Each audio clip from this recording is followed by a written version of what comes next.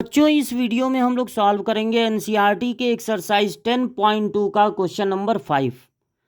Find the scalar and vector components of the vector with initial point. मान लीजिए initial point है ए, जिसका coordinate है 2 1। तो अगर इसको वेक्टर फॉर्म में लिखें तो ए के पोजीशन वेक्टर को वेक्टर ओ ए कहेंगे और ये हो जाएगा 2 keeps I plus 1 keeps J. And terminal point मतलब यहाँ से यहाँ तक, टर्मिनल मतलब लास्ट पॉइंट। तो टर्मिनल पॉइंट को आप मान लीजिए बी से डिनोट करते हैं, वो है -5, 7। तो बी का अगर पोजीशन वेक्टर देखें, वेक्टर ओ बी, तो ये होगा -5 केप्स आई प्लस 7 केप्स जे।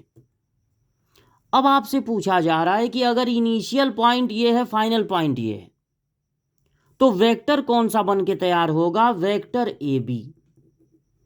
और वेक्टर ए बी का मतलब होता है बाद वाले के पोजीशन वेक्टर में से पहले वाले का पोजीशन वेक्टर माइनस कर देते हैं।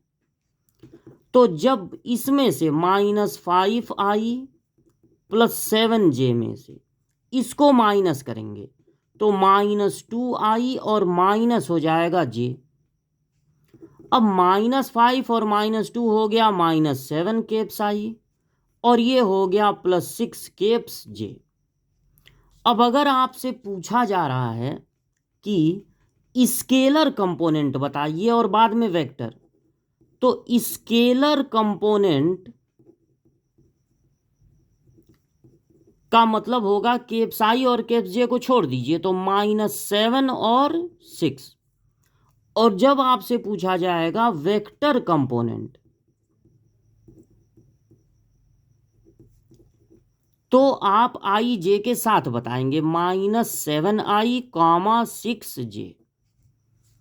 अब आप ये सोच रहे होंगे कि वेक्टर ए बी फाइंड करने के लिए ओ बी में से ही ओ ए को क्यों माइनस किया गया है? तो उसका रीजन ये है कि देखिए, अगर ये क्वाड्रेंट है एक्स एक्सिस और वाई एक्सिस, यहां पर 2 पॉइंट हैं ए और बी, तो जब हमें वेक्टर ए बी फाइंड करना होता है तो इसका मतलब ये होता है कि ए से चलकर बी पर पहुंचना है, तो पहले ए से आ जाते हैं ओ पर। ए बी का मतलब होता है ए से चलो बी पे पहुंचो, तो ए से आ जाते हैं ओ पे, फिर ओ से चले जाते हैं बी पे। जब इसको पोजीशन वेक्टर के रूप में लिखते हैं, ओ को पहले करना चाहते हैं, तो डायरेक्शन अपोजिट होने के कारण माइनस लग जाता है। और ये तो ओ पहले है ही, पोजीशन वेक्टर के टर्म में है ही, तो इसलिए प्लस वाले को पहले लिख देते हैं, माइनस वाले को बाद में।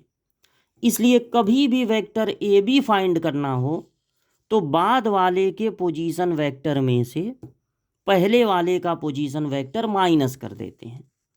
फिर आप ये सोच रहे होंगे कि अगर पॉइंट ए है 2 1, तो इसको हम लोग 2 आई प्लस जे क्यों लिख ले रहे हैं? क्योंकि जब आप किसी पॉइंट को प्लॉट करते हैं तो वो तो बस पॉइंट होता है, लेकिन जब ओरिजिन से उसको ज्वाइन कर देते हैं तो मैग्नीट्यूड मिल जाता है।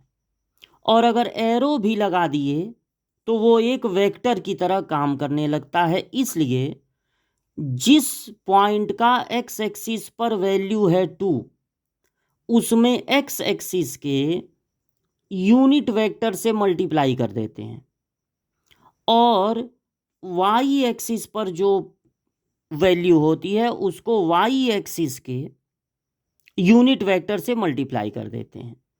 इस तरह से किसी भी पॉइंट से हम एक वेक्टर को पा लेते हैं। ये कहलाता है उस पॉइंट का पोजीशन वेक्टर। तो पहले इन पॉइंट से इनका पोजीशन वेक्टर लिख लेना है। फिर अगर इनिशियल पॉइंट है ए, टर्मिनल पॉइंट है बी, तो उस वेक्टर को कहेंगे वेक्टर ए बी। और वेक्टर ए बी का मतलब होता है बाद वाले के पोजीशन वेक्टर में से पहले वाले का पोजीशन वेक्टर माइनस कर देते हैं। अगर वेक्टर कंपोनेंट पूछे तो यही दोनों है, कॉमा लगा देंगे, और अगर स्केलर कंपोनेंट पूछे तो आई और जे को हटा के बताएंगे।